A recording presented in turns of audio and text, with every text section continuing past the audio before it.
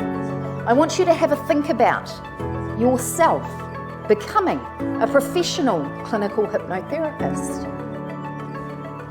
I've always been interested in hypnotherapy and the value of it, and I wanted to add it to skills that I already had developed. I came down here to do the hypnotherapy course with Tanya and Paul. I wanted to attend a really good quality training, something that was going to have me leaving feeling really competent.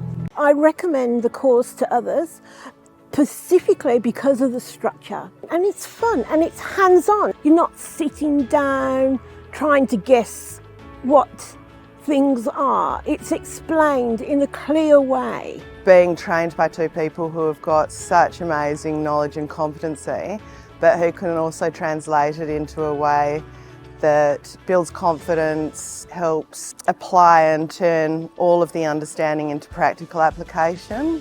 And they're so personable. I just started in business myself. They're very business-minded. I've messaged Tanya and I get a message back in like 5 minutes. What will I do here? What about this client? They're so amazing when you reach out. They're really, really like friends.